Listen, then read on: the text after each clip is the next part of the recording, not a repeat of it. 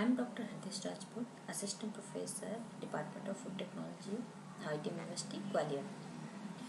Today's topic is Introduction and History of Wheat. This is my first topic of this subject.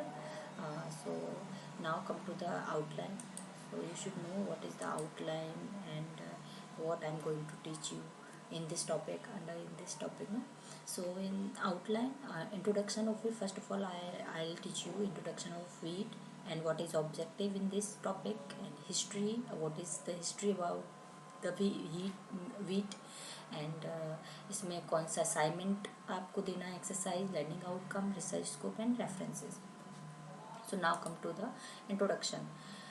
So you should know what is wheat.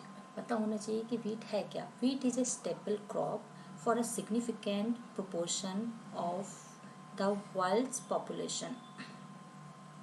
जो wheat है वो staple crop है. Without wheat हम survive ही नहीं कर सकते. Means कि ये एक वीट जो चपाती, जैसे कि हम फास्ट फूड खाते हैं, बट एक पॉइंट पे ऐसा आता है कि हमें लगता है कि नहीं, हम सिंपल खाना खाएं, लेकिन हम सिंपल खाना खा के कभी बोर नहीं होते, लेकिन हम फास्ट फूड खा के बोर हो जाते हैं. इसलिए इसको स्टेपल फूड के फॉर्म में रखा गया. मतलब सबसे ज़्यादा यूज होता है wheat. Wheat is a staple crop for the significant proportion of the world's population. Wheat grain are grounded into a flour, atta, and consumed in the form of chapatis and bread.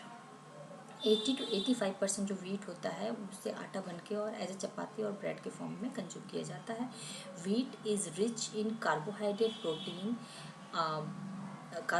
Protein, essential vitamins, minerals such as vitamin B, E, calcium, iron, as well as fiber. Rich होता है, rich source है carbohydrate and protein का. और आपको पता होना चाहिए carbohydrate और प्रोटीन से हमें कितनी एनर्जी मिलती है. रिच सोर्सेस है और इसमें विटामिन्स और मिनरल्स भी होते हैं. विटामिन बी एंड ई होता है, कैल्शियम एंड आयरन मिनरल्स के फॉर्म में होता है, एंड फाइबर रिच होता है. It is world's most widely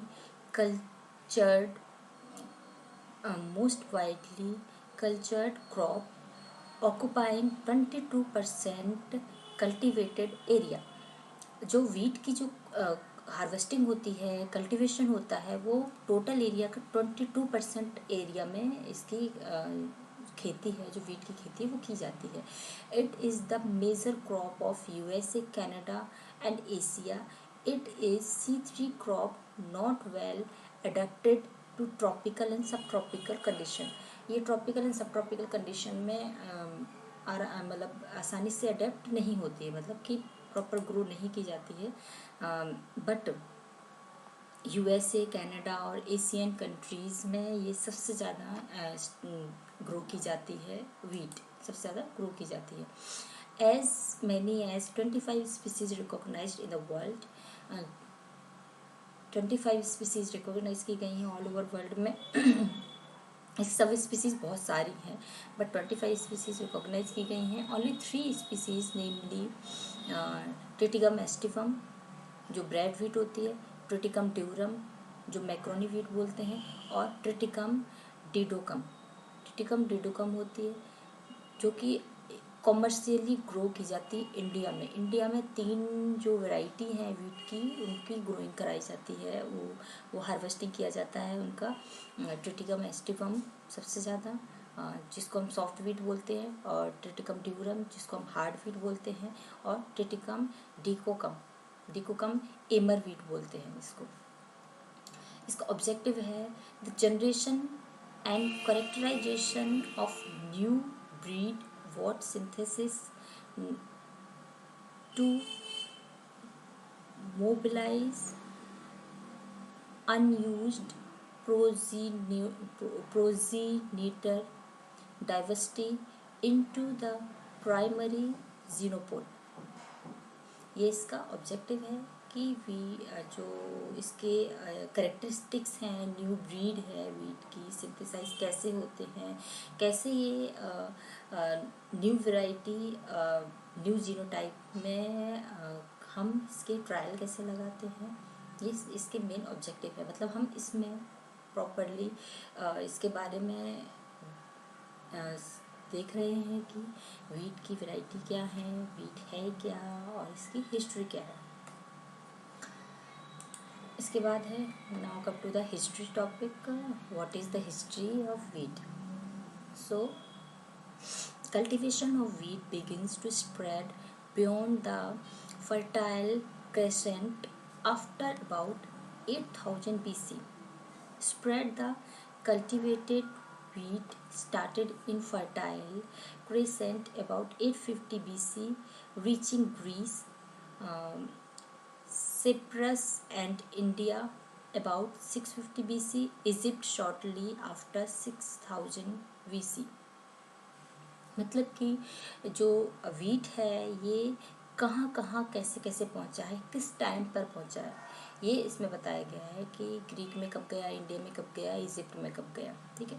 the early Egyptian were develop the bread and the use of oven and develop baking into one of the first large scale food production industry.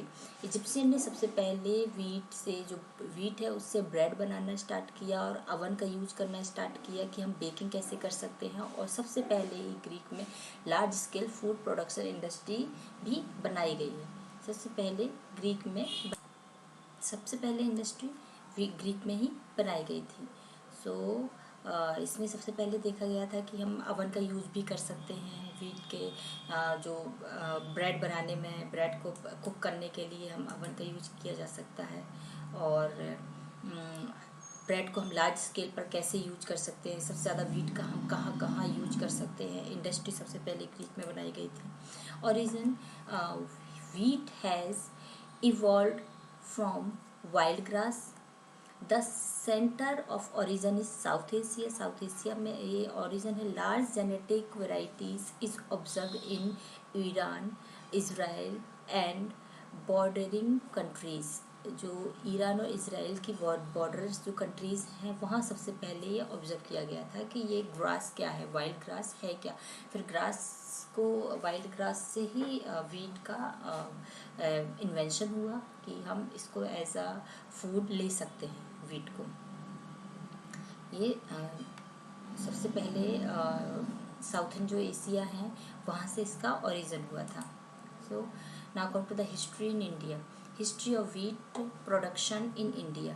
The production and productivity of wheat crop were quite low when India became independent in 1947. जब 1947 में जब India independent हुआ तब जो wheat crop का जो production था, इसकी प्रोडक्टिविटी थी, ये बहुत ही कम थी. जब हमारा देश इंडिपेंडेंट हुआ था तब उस टाइम पे वीट की क्राइसिस ज़्यादा थी, उसमें प्रोडक्टिविटी बहुत कम थी. The production of wheat was only 6.46 million ton and productivity was merely 663 kg per hectare during 1950 to 51. 1950 to 51 में 663 kg per hectare निकलता था, which was not sufficient to feed the Indian population. जो कि Indian population के लिए sufficient नहीं था. The country use to import wheat in large quantity for fulfilling the need of our people from many countries like USA. So उस time पे क्या होता था कि इंडिया को जो वीट है वो इम्पोर्ट करनी पड़ती थी बहुत सारी मतलब कंट्री से, जहाँ पर कि जो वीट का प्रोडक्शन है वो ज़्यादा होता था. वहाँ से हमें जो वीट है यूएसए से हमें वीट को इंपोर्ट करना होता था. Several policies, decision and action were taken by government of India from time to time to increase the production and productivity in the country. जो गवर्नमेंट की तरफ से बहुत सारे डिसीजन लिए गए और बहुत सारे एक्शन लिए गए कि जो वीट की प्रोडक्टिविटी है वो बढ़ जाए और प्रोडक्शन बढ़ जाए. ये टाइम टू टाइम बहुत सारे डिसीजन लिए गए. The government of India appointed a commission in 1961 to assess the feasibility of increasing the crop productivity under prevailing Indian ecological condition. Means government ने एक कमेटी अपॉइंट की जिसमें कि ये देखा जाए कि कैसे हम प्रोडक्टिविटी को बढ़ा सकते हैं इकोलॉजी के हिसाब से, कंडीशन से, इंडियन एरिया टू एरिया हम कैसे प्रोडक्शन और प्रोडक्टिविटी को बढ़ा सकते हैं। The ministry of agriculture, government of India launch and implemented various centrally sponsored central sector schemes, namely IADP 1960 to 61, IAAP 1964 to 61 and high yielding variety program। बहुत सारे programme launch किए गवर्नमेंट ने, agriculture ministry ने, कि इससे क्या हो कि जो इसके जो प्रोडक्शन है और प्रोडक्टिविटी है और वो बढ़ जाए। वेराइटीज़, डिफरेंट वेराइटीज़ के लिए अलग से प्रोग्राम चलाया गया। ईल्ड के लिए प्रोग्राम चलाया गया कि कैसे हम ईल्ड को बढ़ा सकते हैं। डिफरेंट प्रोग्राम चला के, सेमिनार अटेंड करके ये देखा गया। Norman Borlaug, an agricultural scientist, developed high yield wheat variety which yield 3x as much food. He is said to have saved the lives of over 1 billion people worldwide from starving, making him one of the most influential men in human history। जो Norman बरलॉन्ग थे, उनने agriculture scientist हैं वो, मतलब थे, और उनने high yield wheat variety develop की थी। एक high yield wheat variety develop की थी जिससे क्या होता है कि यील्ड 3x का मतलब है कि 3 गुना, मीन्स एक दाने से 3 दाने बनना, 3 गुना व्हीट का प्रोडक्शन होगा।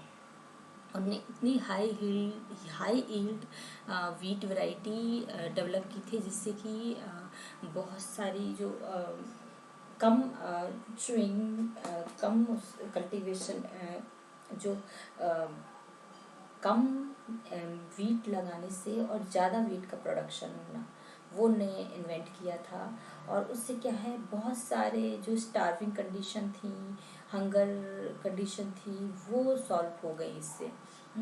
और उनने billions of people world wide, बहुत सारे लोगों की भूख को इस इन्वेंशन से मिटाया था। इसके बाद है M S. Swaminathan. M S. Swaminathan responsible for green revolution in India.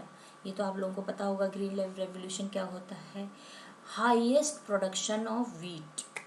Green revolution of India का मतलब है कि इतना ज़्यादा वीट का और राइस का प्रोडक्शन हुआ था कि उसको हम स्टोर करके भी नहीं रख पा रहे थे, वो ग्रीन रेवोल्यूशन था जो, तो वो दिया था एम.एस. स्वामीनाथन ने। M S. Swaminathan responsible for green revolution, developed high yielding variety of wheat and rice, जिनने की हाई यील्ड वेराइटी वीट और राइस की इन्वेंट की थी। और हाई यील्ड वेराइटी का मतलब है कि बहुत ज़्यादा अमाउंट में वीट का प्रोडक्शन होना। And Indian geneticist and international administrator, renowned for his leading role of India's Green Revolution, a program under which high yield variety of wheat and rice seedlings were planted in the field for poor farmers। उन्होंने ये जो generate किया था वो poor farmers के लिए बहुत helpful था। उसमें जो सीडिंग करते हैं, हम सीडलिंग करेंगे, प्लांटेड करेंगे प्लांट को, तो उससे क्या होगा, जैसे आपको पता होगा कि जो राइस है उसकी प्लांटिंग की जाती है और वीट है उसकी सीडिंग की जाती है। मीन्स कि वीट को सीडिंग करके और देन वो ग्रो हो जाता है, बट जो राइस होता है उसकी पहले सीडिंग की जाती है, देन उनकी प्लांटिंग की जाती है, प्लकिंग करके देन उनको प्रॉपर रोपिंग की जाती है। तो दोनों की कंडीशन अलग अलग होती है ग्रोइंग की। तो एम एस स्वामीनाथन ने उनने हाई यील्ड वैरायटी इन्वेंट की थी और वो पुअर फार्मर्स के लिए बहुत हेल्पफुल थी कि वो कम एरिया में सीडिंग करके और प्लांटिंग करके ज़्यादा प्रोडक्शन कर सकते थे राइस का और वीट का। सो उन्होंने पुअर फार्मर्स के लिए ये इन्वेंशन किया था। और PV Pal an eminent wheat breeder developed superior disease resistance NP variety of wheat। जो बीपी पाल हैं उन्होंने क्या किया था कि superior disease resistant variety develop की थी। मतलब कि जब और सब ने वैरायटी तो डेवलप की है बट उसमें क्या होता है कि बहुत सारी डिसीजेज हो जाती हैं तो प्रोडक्शन कम हो जाता है और पानी टाइम वेदर की वजह से बहुत सारी कमियां हो जाती हैं, इस वजह से प्रोडक्शन कम होता है। तो जो बीपी पाल है उनने क्या किया था, उनने एक ऐसी वैरायटी डेवलप की थी जो कि डिसीज रेसिस्टेंट थी। मीन्स उस पर डिसीज़ का कोई इफ़ेक्ट नहीं पड़ रहा था उस वैरायटी पे। सो बीपी पाल ने एक वीट ब्रीडर डेवलप किया था जो कि सुपीरियर डिसीज़ रेसिस्टेंट था। First Indian director of IRA, वो IRA के फर्स्ट इंडियन डायरेक्टर थे। IRA क्या है? इंडियन एग्रीकल्चर रिसर्च इंस्टीट्यूट, जो कि दिल्ली में है, पूसा में IRA। So first Indian director थे वो, और वो IRA के फर्स्ट इंडियन डायरेक्टर थे और उनने ही एक superior disease resistant wheat variety invent की थी। Doctor Pal's major contribution to the scientific aspects of the green revolution was in the area of wheat genetics and breeding.